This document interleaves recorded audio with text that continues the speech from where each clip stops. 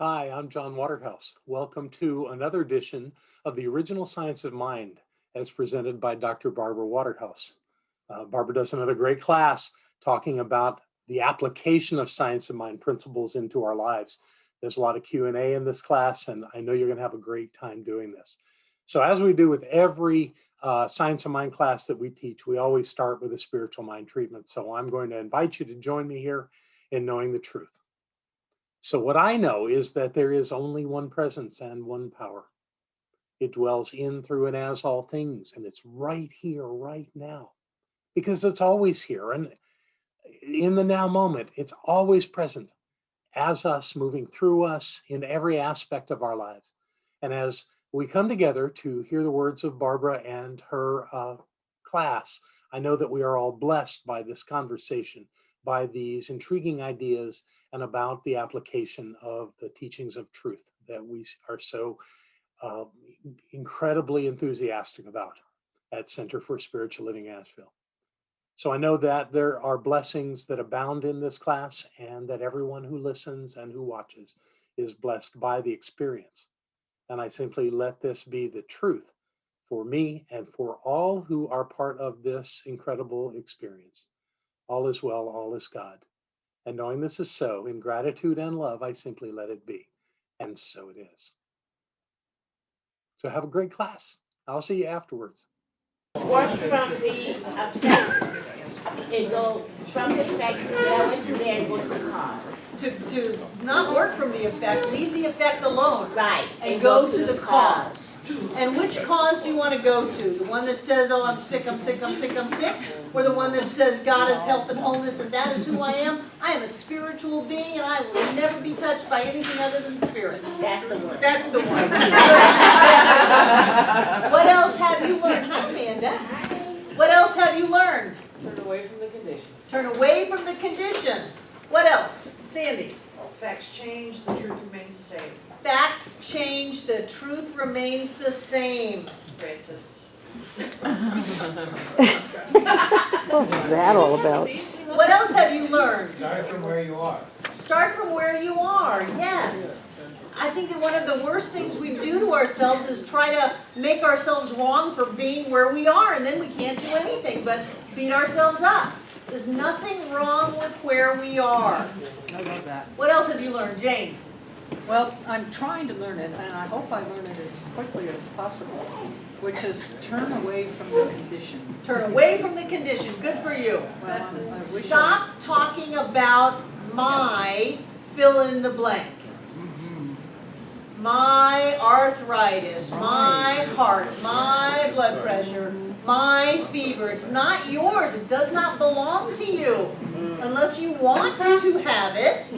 And then you can claim it and hold it tight, but frankly, it's going to try to get away as soon as you let go of it by turning away from the condition.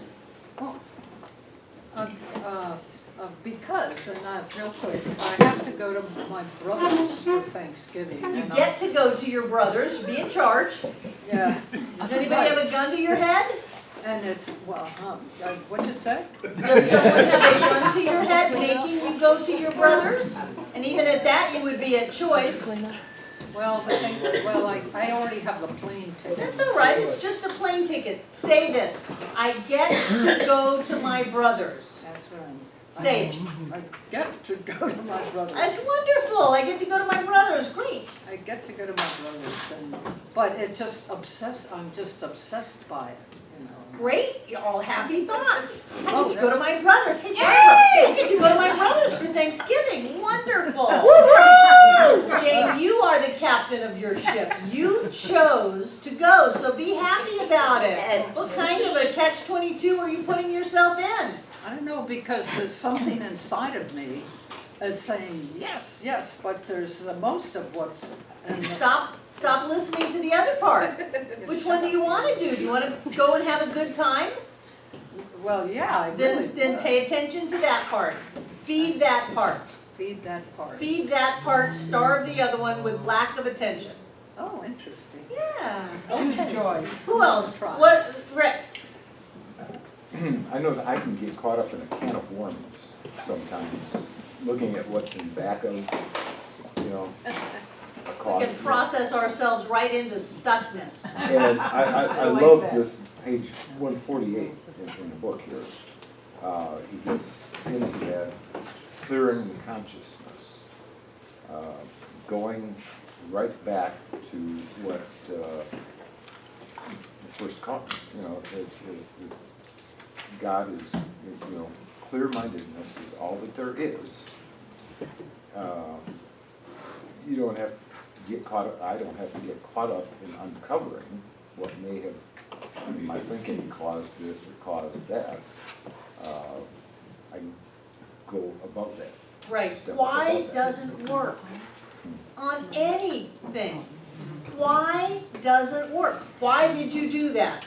That's not a valid question. You already have an opinion about why they did that, and you're just trying to force them into saying what you want them to say. So you can strike that from your vocabulary. And why am I the way I am? It doesn't work. It doesn't help. It doesn't take you anywhere. It doesn't move you. It just gives you all kinds of reason to be the way you are. The only why am I the way that I am is, why am I such a wonderful being? Because I'm a God being. Why am I so beautiful? Because I'm created out of beauty. Why am I so clear? Because there's only clear-mindedness in spirit. There, you can go with that. Good for you. Good for you. Yes? Well, Mike. the very first thing that in this whole book that I bookmarked, it was on the same note, and it's the line that says, there is nothing in me which can doubt my ability to heal.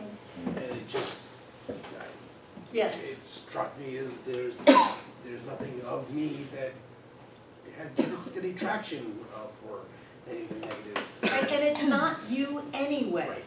You are not healing anybody.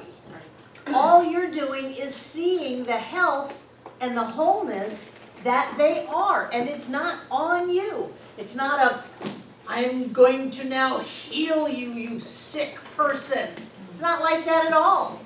For that matter, as soon as you see them as a sick person, you have completely screwed it up. Because what you're doing is leaving that illusion of illness to whatever reality it lives in and moving into the state of awareness that sees only God, that sees only perfection, that sees only health and only wholeness. And that is definitely something that will lift you. You don't make it. You may have to make your thoughts think for a while to get away from the idea of that's a sick person and into, no, Barbara said don't say that's a sick person. Oh, what am I supposed to do? I'm supposed to see them as already healthy. Okay, that's your work. I'm supposed to see them as already healthy, but you're not making them healthy. They're already healthy. You're not making you healthy. You are already healthy. And what does Ernest say? You may have cloaked yourself with an idea of disease or limitation, but that is not your true self. And that's just an idea anyway. So as you remove that idea, then the radiance that you already are shines through. And that's so much easier than, okay, I had a real tough case here. Boy, this one's hard. Last one was easy. This one's hard. No, that's all about ego and personality and how I'm going to do it. You're not doing anything. You're just a joy being of light and love floating around on planet Earth. That's all you are. And the more joy beings you see, no matter what they're trying to tell you, the more joy you are. It's really quite a selfish thing to see people as perfect. Doesn't matter what they're doing. Doesn't matter whether they're yelling and screaming and jumping up and down. You are perfect. You are whole. You are complete. You are healthy. You are prosperous. You are divine love. You do that for you. And then the most amazing thing, because there's only one, their life changes. Were you finished, Michael? Did I step on you? Nope. So he says that, I had it? Is it coming back?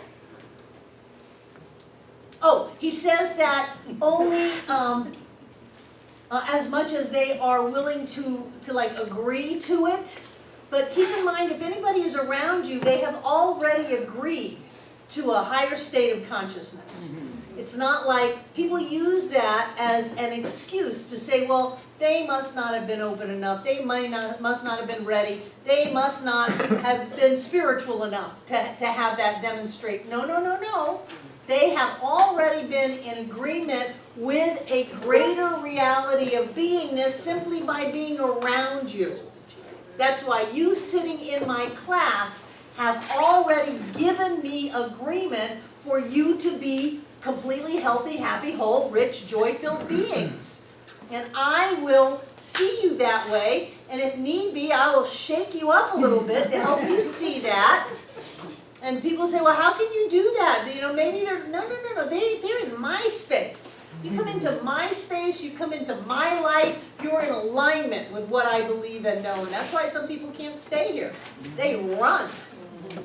And they have all kinds of excuses and all kinds of stories, but their end game is to get out of here because they don't want to be in that vibration. And sometimes people will come and say, you know, I was here a few years ago and I just couldn't handle it, and now, okay, I can handle it. This is really great.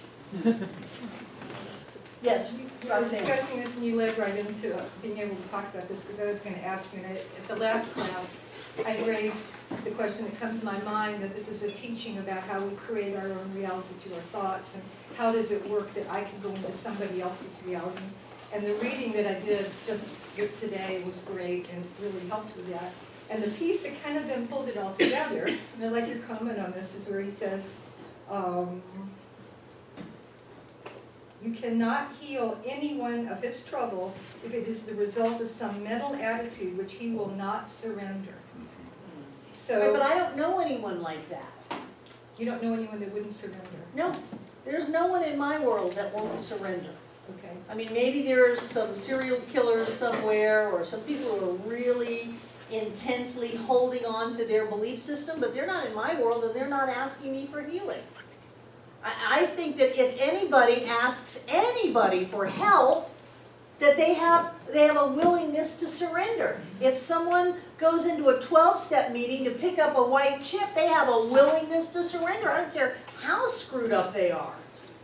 So in a situation where you might want to, like, distance treating someone you haven't communicated with, that hasn't expressed forgiveness, can you still influence them, sort of like praying for them? I just don't do that. You That's just none of don't. my business. Okay. I believe that everybody's on their perfect and right path, that they get to live their life the way they want, and that everybody's fine. But if you come into my space, you're going to want to be lifted up a little bit, and that's my job to do it. Sherry. Could you speak to, though, a bit about the process of healing and the process in healing? Yes, there is no process of healing. You are healthy and healed right now. You don't have to get there. And sometimes, you know, there's a time element to it. I do not believe it has to be, though. I believe that any and everyone can have an instantaneous healing. I believe that you can regrow organs and manifest whatever it is you want, and not everybody does it that way. Some people do it, you know, okay, I'm going to go on this exercise program, and I'm going to take these nutrition things, and I'm going to maybe go see Donna and you know, have a nutritional doctor, what do you call it? Naturopathic doctor to help me bring some balance into, and that's fine. You know, that's fine. That's a time-space component that is fine, but I don't believe that it has to be that way. And then what happens is we find our time-space component and we say, that's what healed me. And then we, you know, start a multi-level marketing company and want to sign everybody up because we think it was that thing, not realizing that the thing was a demonstration of the shift in consciousness. When somebody comes to you, do you ever think that there's anyone who cannot be returned to health? No, of course not. So you're holding that idea that of course you can be returned to health, and who cares how it works out? Whether it's by a naturopathic doctor or surgery or chiropractic care or massage or essential oils or taking a vacation, who cares how it manifests as long as it manifests? And I think that once we decide that we're gonna have that healing, then there's just a vast array of ways we can have that show up in our lives, and that's our preference, often based on our belief system and what we've been exposed to and all of that. Did you have your hand up? I was really impressed with how he emphasized how little it has to do with the person that you're working with. It is all about your belief system, your knowing. When you're doing a treatment. When you're doing a The treatment. practitioner treats the practitioner. Exactly, that's what he says. And so it has very little to do with the person, they're receiving, they're surrendering, they're anything. Mhm. It's all about how strongly you believe, and that's why distance has nothing to do. No, distance has with it at nothing to all. do with it. But I think what probably has to be in place is your own knowingness. Absolutely, and you have to stay there until you can get it. Until you can get, and then that's what if is so great about, because you don't have to completely embrace it, just let me stop my thinking for a minute. What if this person wasn't sick? What if that body was healthy? What if they didn't need that? What if? And that allows your brain system to stop and to go into a place where you can recreate something. But he also says that your job as a practitioner is to stay with that treatment until you absolutely know it. That's why he says, don't just tell people willy-nilly you'll treat for them. I mean, you may be spending hours on this every day until it manifests in physical form. He says, you know, you're going to treat for something until it shows up. And he's saying that so that you believe in it. It's not just, well, I'll pretend I'm going to do a treatment and then kind of avoid the person from then on. It's not like that. He says you know it and it shows up. And anything can be healed and it will show up. It'll stand up to any x-ray, any inspection, any examination. It'll show. B. The state of mind, I realize now, is so important. There's this person that I know who's in their 80s and not science of mind, nothing like that, but he has always thought that he was in control of his life. He went for a physical checkup. They found that, I don't know whether it was the artery or one of them to his heart was totally clogged up. His body had already Grew and made new. Yeah, you can do new your own blood vessels bypass. right into Yes. it was just, and that was, I think, one of the things that just is stuck in my mind, and this brought me back to this study. Good. There are autopsies that have been done on people where they have had major illnesses and never knew it. They never knew it. Yeah. Roxanne. So, he talks in here, at least my interpretation was about the pre-work that a practitioner or a person just wanting to give a treatment needs to do to be sure they're in the state of mind that you're talking about. Mhm. And I interpreted it, may be wrong, is where it took me was, oh boy, that's why I'm talking to you about practitioner training. But wow, you know, how much work do I have to do on myself before I could be an effective practitioner? But I'm also reading into what you're saying now, that you could sort of get yourself in that state just prior to a treatment, as long as you can hold yourself in that state and not have to have it in every moment of your Right, life. and it's so much easier to treat for somebody else. It's really easier to treat for someone else. I don't have your stuff. It's easy for me to see clearly. It's funny you said that, 'cause I've just told her that. One day I called Shirley Bates, remember Shirley? And I was having this crisis in my life, and I called her and I said, will you treat for me? Because I can treat for other people, but I can't treat for myself. And she said, that's why we have practitioners. Right. And he also says in this lesson that the subjective is like a bucket that you pour clean water into. And eventually it will clean it out. You can have a bucket of muddy water and you put a hose in it and turn it on, and eventually the bucket is clean and clear. It's just you know, are you willing to put the hose in? I think that's coming to the center. Are you willing to turn it on, and how high are you willing to turn it? You get a trickle, it'll clean out. But if you really want to have some change in your life, then you are very mindful of how you see the world, of how you see others, of how you see yourself. You're very mindful to do your spiritual practice so that you learn how to control your thinking. So you're not just reactive to everything that anybody says or anything that is triggered off, so that you have a level of awareness where you can remember, oh, I was 12 and that's what they said and that's where that came from, and I don't have to keep it. You have to have a kind of an observer mentality, and spiritual practice gives you that. So as you continue to grow, which is an eternal process, you get cleaner and clearer. And if you're having a little difficulty with your clarity, what Rick said is that there is, what did you say? It was about clarity. Well, he says, you know, you step up, you go. No, what was the quote? Oh, Page 140. 148. 148. This is the way to get your consciousness clear. You see what it does.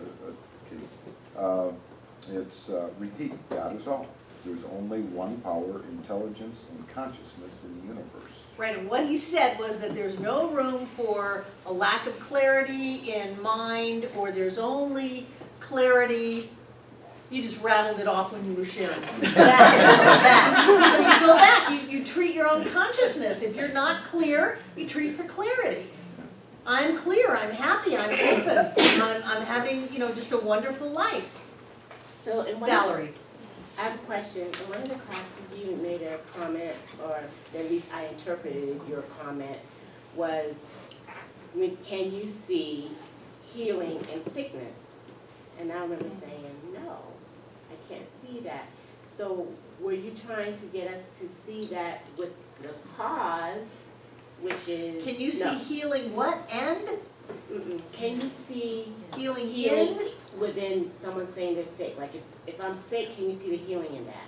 Sure, but that was a beginning statement, because where I've moved you to now is that you're not using illness as a process, Gotcha. that you are health, right here and right now. So you like just, don't even go through that, just go to I what's the don't truth. go through that.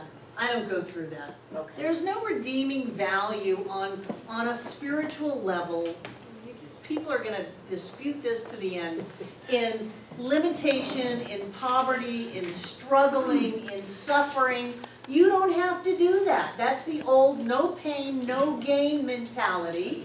And the truth is that you are already absolutely healthy, rich beyond your wildest dreams, blessed and loved and joy-filled, and that is the truth of you right now. Not as soon as I get this class under my belt, or as soon as I'm a nicer person, doesn't matter. It's right now this is the truth of you, and it is our job to learn to see that, to see it in ourselves, to see it in others. Joe? What you were just saying, what are the techniques, because I'm new, what are the specific things I can do to practice manifesting right now with clarity, with focus? You know, like, instead of like, well, maybe it'll show up in a few weeks or something. What do you want to manifest? A spiritual career. Great. So right here and right now, I am involved in doing my spiritual career. And what I would do is I would say, getting up is part of my spiritual career. Brushing my teeth is part of my spiritual career. I'm going to be hyper aware this day of whatever guidance I get, whatever clues I have, whatever people I run into, that this is all part of my spiritual career. If it was me, it would be, this is my ministry. And my ministry is to see the spiritual perfection in everybody in my life, whether they know they're involved in my ministry or they just pulled up next to me in front of wherever, Ingles, Walmart, CVS, wherever people go, Red Box. They pulled up next to me at the Red Box and they wanted to go get the movie. Great, because if it was mine, you couldn't get that movie. And if it isn't mine, I can't get it. It'll get stuck in the machine. My job is to love you. My job is to see that energy, to put that energy out. And I don't have to have a title. I don't have to have an office. I don't have to have a center to do that. What was it? I was driving up from Florida Saturday morning, and we stopped in like Georgia or South Carolina or something, and I went to go into the women's room, and the attendant stopped me. Stop, stop. Some man came running in here and is in the stall. And I said, well, you know, the doors are right next to each other. He probably saw the men and women and went running in there, and everything's okay. And she's just flipping out, yelling at the guy. He's apologizing. He obviously can't get up. And I kept saying, everything is fine. I talked to the woman behind me. I said, are you okay with just giving the guy a little space? Oh yeah, everything's fine, you know. Everything is just fine. I'm just doing the light and the love. And then a male attendant came in. I mean, my God. And all of this, and it was just, everything is okay. Everything is all right. This is okay. Just give the guy a little break. Obviously, he really needed to go. And I think that we can all just be okay and everything's all right. That was ministry. That is a spiritual career, and you will find that when you are open to that, you will be in situations that you need to be in, and if you're paying attention, and if you're coming from the best of you, then you will be doing your spiritual career, and then the outer has to come into form to match the inner. So don't wait until somebody gives you a name tag, just go do it. Hi, Drew. What smallpox help like you write ministry on it, you can stand on it too. I don't stand still well. Probably fall off, right? Gina. I just wanted to speak to treating for other people, and that I see in my children sometimes that they're able to do that really well. My 4-year-old has taken to telling people this phrase. So my mom has issues with being positive and quite often will call me and want to talk for hours and hours and hours on the phone. She lives 1,700 miles away about everything wrong in her life. And it's really hard for me to not take that on. So the last time it happened was last weekend. My 4-year-old daughter said, Mom, I want to talk to Grandma. And I said, okay. She didn't hear any of the conversation. She could feel it through me. She took the phone. She said, Grandma, I love you, I bless you, and I know that you are perfect. And I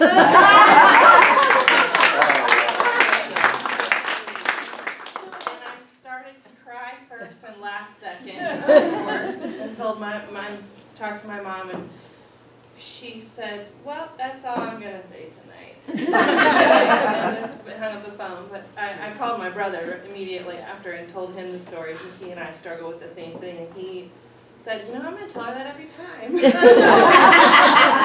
My phrase to my son was, when he was a teenager, was, I know you're going to work this out. I know you can handle this. I know you can work it out. But there's the dance, because there's a lot of pressure to be socially appropriate, and I think that the most loving thing that we can do is to tell someone the truth, but that's got to be coming from the best of you, not the worst of you. It's like, I'm sick of hearing you bitch about all this. Don't you know with your attitude that's probably not the way that you want it to come. But to be able to say something that, you know, I love you and I believe that everything's going to be okay. Would you like me to pray for you? Yeah. Let's do it right now. Would you like me to pray for you? And just flip that energy around. Because when Ernest would say that that's a form of malpractice, is to give energy to that negativity. And he's saying, you know, it's either innocent malpractice or ignorant malpractice or malicious malpractice. Those are the three things. So yours would be more innocent because it's not ignorant. You know what's going on, but still you are not doing her any favors. So a question may be, how can I love you and support you in an area that's not about your problems? I was at Elizabeth Gilbert and there was a kid. Was anybody else there? Like a 9-year-old little girl waits in line, comes up to the microphone and says, "You're always talking about all the terrible things in your childhood. Did anything good happen to you?" And she said that was the best question she had ever gotten. Sometimes that is the best thing we can do, and children are not as conditioned to be socially appropriate, which is why we like them. From the mouth of babes. Now the babes. Be mindful of all of a sudden getting a savior complex and wanting to go treat everybody. Everybody doesn't want your timeline on their growth. Everybody really is in their perfect and right place, doing exactly what they're supposed to be doing. Everybody is orchestrating this. And if you take something away from them and they're not ready for that, they haven't moved vibrationally, they're just going to recreate it. And that's really is a basic boundary. It is none of your business. Your job is to see everybody as a being of light and love, manifesting their life with everything that they need, on their perfect and right path, doing exactly what they need to do at the moment they need to do it. Period. You have no agreement for an opinion about that. Nobody asked you, nobody wants it. So be mindful of all of a sudden going, "Oh, that poor homeless person, I need to treat for his prosperity." No, you don't. That's meddling. And because there is only one mind, you can impact him or her. That was a total gender bias example. Good catch though. You can impact that person, and it's none of your business. What you may want to do in those circumstances where you're tempted to totally heal the world is look inside of yourself and say, why did I get reactive to that? What is still homeless within me? Why am I reactive? What is still a suicide bomber in me? Why did I get reactive to that? What is in me that is ready to heal?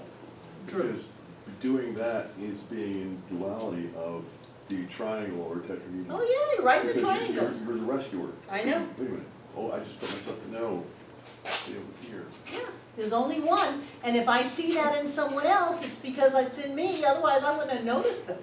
Did you see that person? No. I was busy looking at the rainbow. Did you see the rainbow? No. I was busy looking at that person. Well, there you go. We're living in two different worlds. Jane, and then Sue. When Jamie Lula was here, just yesterday, I guess. Anyway, he was terrific. And so he was singing about God, and God talks to us all. And of course I said, well, what if, I don't hear God, and where is he? And not everybody can hear him. But he made the point that everybody, the path that people are on, they manufacture themselves. Yes. Yeah. And that was And everyone has a right to manufacture their own path. Yeah. It's our judgment that their path is right or wrong that gets us into trouble. Yeah, that's it. Sue. So, I really agree with that whole meddling issue. A lot of it is not our business. We don't know why they are sick or they're doing what they're doing. So would you say, and this came up. They are not sick. Okay, why they appear to be sick? Why they are doing what they're doing, just leave it at that. Okay, so would you agree that that you should be getting someone's, an adult's acknowledgement or agreement or permission, whatever you want to call it, to do a treatment? No. Okay, so. No. My belief is that if anybody is in my space, they have given me agreement. Maybe not consciously, but by simply somebody drives through this parking lot. I have the right to know them as absolutely healed. Mama, not by accident, put their helicopter route over this center. So I can know that that person is healthy and whole in every way, and if that means they transition in the light, so be it. But I can know that for them, and I can claim that for them right here and right now. But in terms of people, well, so-and-so has an aunt somewhere, I don't care, it's none of my business. It's implied consent. Yeah, it's implied consent by spacious, spacey. By the fact that they come to us. If you come to the center, in my opinion, I have total permission to see you as absolutely perfect, as healthy, as prosperous, as joy-filled, as powerful and loved, and that if you don't want that, you will leave. But people don't leave. On balance, they stay because they long for someone to see them as they truly are. And this whole thing of, there's some practitioner, in the practitioner 2 material, they give you a form now that you have to have someone sign a contract before you'll do a treatment for them. That's absurd. I take that and I rip it up. You don't need a contract, you don't even need verbal permission, but don't start treating for someone because you're in the triangle and you want to rescue them because you feel like they're sick. They're not sick, they're perfect. So, I'm sorry. Does that make sense? To a degree, yes. Okay, David. So, treating is different than, say, I'm holding a practice of knowing that I'm perfect, whole, and complete, and as part of that practice, seeing everyone as perfect, whole, and complete. That's not, and there may be results. That's a treatment in the absolute, Yes. which I think is where all treatment is Where all going treatments to. really are, but I'm not treating to change some effect that I may. I rarely treat to change effect. My phrase to that now is just no. Will you treat that I get that job? No. I'll treat that you're happy and that you have more than enough money and you're doing what is yours to do. That you are who you have come here to be, period. But I'm not gonna micromanage the manifestation of the universe. I have better things to do.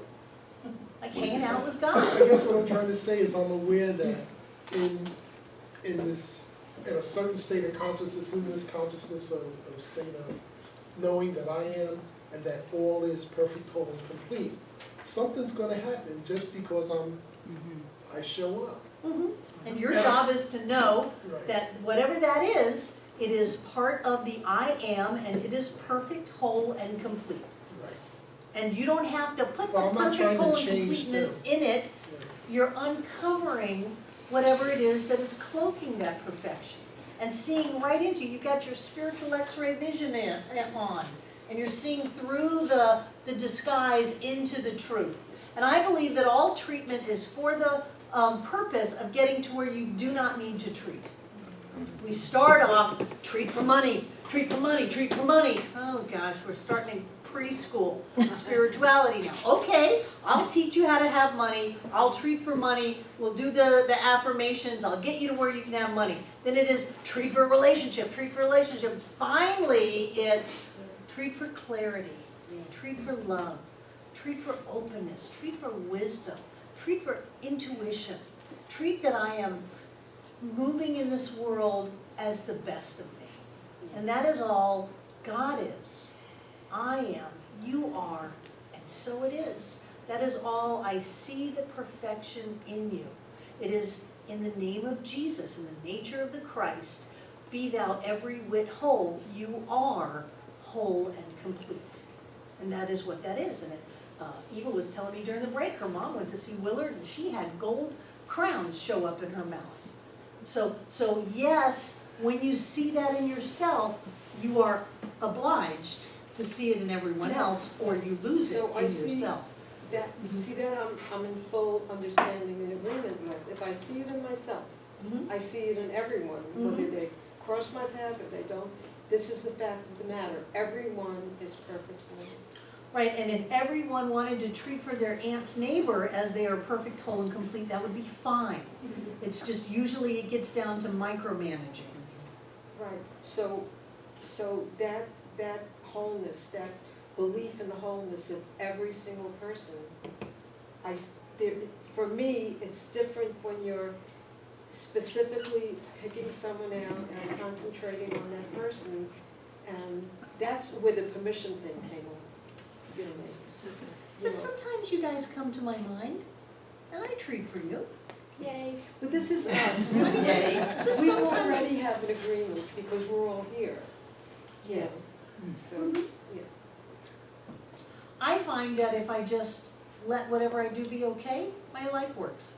You know, like that so attitude. I treat for you, I treat for you, I treat for you, I treat for you, but I'm not going to be hooked in with my Aunt Mary's neighbor's cousin's dog is loose. Please treat that the dog is found. No. No, the dog may be trying its darndest to get away from those people. Right.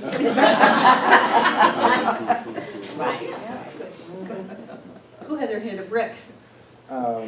Just touching on that, I went around an accident a few days ago, and I found myself, the first thing that came up was some concern about people that were in the vehicle, and I don't know how many. But, you know, Ernest says in here, you know, with the practitioner, the treatment begins and ends in their consciousness. It was my perception of what was happening. You know, there are no accidents in mind. We're each on our own path. This is a divine appointment. And the very best that I can do is know that they are another point of the divine. And that's not treating for them without their permission. It's knowing that just seeing the truth of it. I'm treating myself Right. about their, And you can't be in the triangle if you're really treating yourself. yeah. Because where you get to is that God is all there is, and that is what I am, and everything is fine. Everything is fine for everybody under every circumstance. Because the universe is whole and complete, then everybody must be whole and complete, which means everybody has whatever it is they need. So even in the middle of an accident, they're in their perfect and right path, they're doing exactly what they need to do, they're whole and complete, they are loved, there's joy in the middle of the wreckage, and that's your job. Sandy? I just totally realized something. I was driving home from work yesterday. No, it was Saturday. And I saw this fire this house was totally engulfed in flames. There was firemen everywhere, and I'm like, I know that everybody's doing exactly what they need to do, exactly how it's supposed to be, and it's perfect. Turned out it was a training exercise. Kind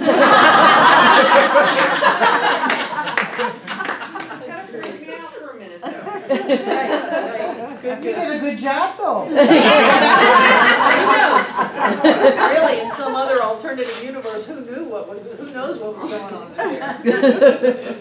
So it is our job, the effort is in directing our thought, being aware, being mindful, being open. The effort is not in making this thing happen. It is not about willpower. If you are going around through your day seeing the light and the love in everybody and you're tired at the end of the day, you're doing it wrong.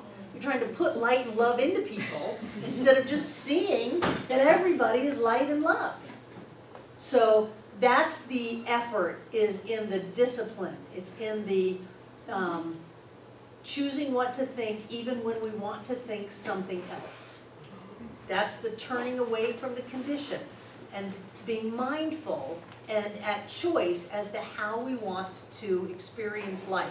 So it's never I have to. It's never my illness or my limitation or my problem. You don't own that kind of thing. You teach yourself to re-language it, and then you have the courage to stand up straight and tall and claim your reality and manifest that in your life. It's really a wonderful way to be.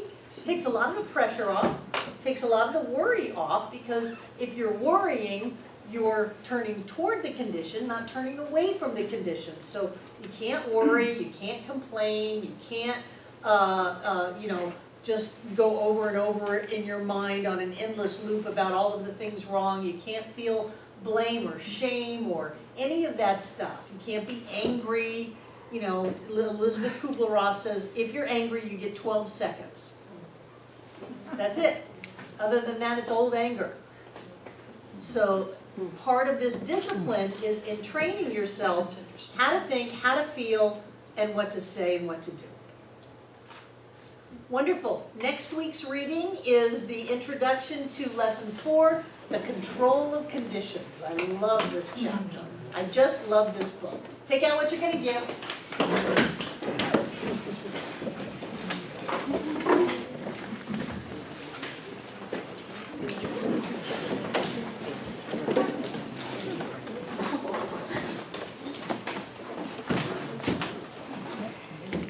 Hold it in your hand, and what I know is that this oneness, whatever this oneness is of love, whatever this oneness is of light, whatever this oneness is of joy, it is everything. We live in a light and love and joy universe, and we are created out of the light and the love and the joy of God itself. It is what we are. And because this universe is perfect, whole, and complete, then we are perfect, whole, and complete.